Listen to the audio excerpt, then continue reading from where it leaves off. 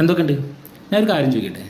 നമ്മുടെ പാലിയേക്കര ടോൾ പ്ലാസയും നമ്മുടെ രാജ്യത്തെ പ്രമുഖ രാഷ്ട്രീയ പാർട്ടികളായ CPM, BJP, കോൺഗ്രസ് എന്നീ പാർട്ടികളിലെ മുതിർന്ന നേതാക്കളുമായി എന്തെങ്കിലും രീതിയിലുള്ളൊരു അവിഹിത ബന്ധം ഉണ്ടെന്ന് നിങ്ങൾക്ക് തോന്നിയിട്ടുണ്ടോ?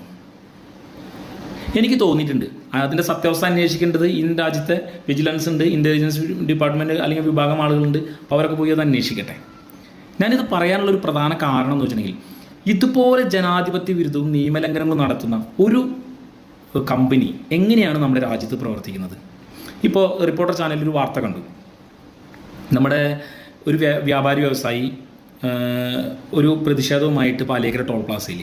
അപ്പോൾ അദ്ദേഹത്തിൻ്റെ പ്രശ്നം എന്ന് വെച്ചിട്ടുണ്ടെങ്കിൽ, അദ്ദേഹത്തിൻ്റെ ഭാര്യ പിതാവ് മരണപ്പെടുന്നു. അപ്പോൾ അങ്ങോട്ടേക്ക് അദ്ദേഹത്തിന് പോകേണ്ടതുണ്ട്, ചടങ്ങുകളിൽ പങ്കെടുക്കേണ്ടതുണ്ട്. അപ്പോൾ അരമണിക്കൂർ കൊണ്ട് എത്തേണ്ട സ്ഥലത്തേക്ക് 1.5 മണിക്കൂർ അദ്ദേഹം ബ്ലോക്കിൽ മാത്രം എടുക്കുകയാണ്. സ്വാഭാവികമായിട്ട് ആ ചടങ്ങുകളിൽ അദ്ദേഹത്തിന് പങ്കെടുക്കാൻ സാധിക്കുന്നില്ല.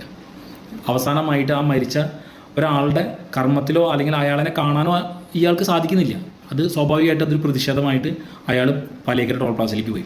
ഇത് അയാളുടെ മാത്രം പ്രശ്നമാണോ? ഒരിക്കലുമല്ല. കൊല്ലങ്ങളായിട്ട് ആ റൂട്ടിലൂടെ സഞ്ചരിക്കുന്ന എല്ലാ ആളുകളും അനുഭവിച്ചുകൊണ്ടിരിക്കുന്ന ഒരു പ്രശ്നമാണ്. പ്രത്യേകിച്ച് തൃശ്ശൂർ, പാലക്കാട്, എറണാകുളം ഭാഗത്തുള്ള ആളുകൾ. ഞാൻ ചോദിക്കട്ടെ, ആ റോഡിലൂടെ സഞ്ചരിക്കുന്ന സമയത്ത് നിങ്ങൾക്ക് എപ്പോഴെങ്കിലും ഒരു കുണ്ടിലെങ്കിലും ചാടാതെ നിങ്ങൾക്ക് ആ റോഡിലൂടെ സഞ്ചരിക്കാൻ സാധിച്ചിട്ടുണ്ടോ? ഒരു ബ്ലോക്കിലെങ്കിലും പെടാതെ നിങ്ങൾക്ക് ആ റോഡിലൂടെ സഞ്ചരിക്കാൻ സാധിച്ചിട്ടുണ്ടോ? മര്യാദയ്ക്ക് രാത്രി കാലങ്ങളിൽ നിങ്ങൾ സ്ട്രീറ്റ് ലൈറ്റുകൾ കത്തുന്നുണ്ട് ആ റൂട്ടിൽ. വെള്ളക്കെട്ടുകളില്ലാതെ ഒരു മഴക്കാലത്ത് നിങ്ങൾക്ക് ആ റോഡിലൂടെ സഞ്ചരിക്കാൻ പറ്റിയിട്ടുണ്ടോ? ഇത്രയും അധികം നിയമലംഘനങ്ങൾ നടത്തുന്ന ഒരു റോഡ് 15 കൊല്ലത്തിന് മേലെയായിട്ട് അവിടെ ടോൾ പിരിച്ചുകൊണ്ടിരിക്കുക. എങ്ങനെ സാധിക്കുന്നത്? നമ്മൾ ഇന്ത്യ മഹാരാജ്യത്ത് പല രീതിയിലുള്ള പ്രക്ഷോഭങ്ങളും സമരങ്ങളും നമ്മൾ കണ്ടിട്ടുണ്ട്.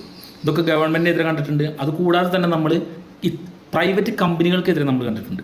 ചിലപ്പോൾ ജനാധിപത്യ വിരുദ്ധമായിട്ട് പ്രവർത്തിക്കുന്നതായിരിക്കാം, അല്ലെങ്കിൽ തൊഴിലാളി വിരുദ്ധമായിട്ട് പ്രവർത്തിക്കുന്ന കമ്പനികളായിരിക്കാം. അപ്പോൾ ഇവർക്കെതിരെയൊക്കെ നമ്മുടെ നാട്ടിലെ രാഷ്ട്രീയ പാർട്ടികൾ, അതുകൂടാതെ യുവജന പ്രസ്ഥാനങ്ങളൊക്കെ തന്നെ വലിയ രീതിയിലുള്ള പ്രക്ഷോഭങ്ങളും സമരങ്ങളുമായിട്ട് പോയിട്ടുണ്ട്.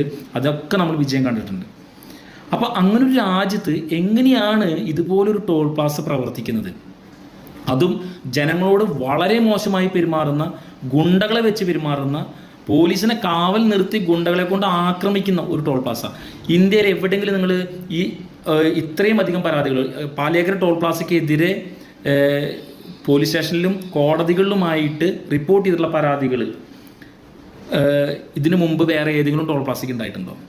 നിങ്ങൾക്ക് കാണാൻ പറ്റില്ല. അങ്ങനെ എന്നിട്ടാണ് അതുപോലത്തെ ഒരു ടോൾ പ്ലാസ നമ്മുടെ രാജ്യത്ത് പ്രവർത്തിക്കുന്നത്. അപ്പോൾ അതുകൊണ്ടാണ് ഞാനിത് ചോദിക്കുന്നത്, നമ്മുടെ രാജ്യത്തുള്ള രാഷ്ട്രീയ പാർട്ടികളുമായി ഈ ടോൾ പ്ലാസയ്ക്ക് എന്തെങ്കിലും തരത്തിലുള്ള ബന്ധമുണ്ടോ എന്നുള്ളത്.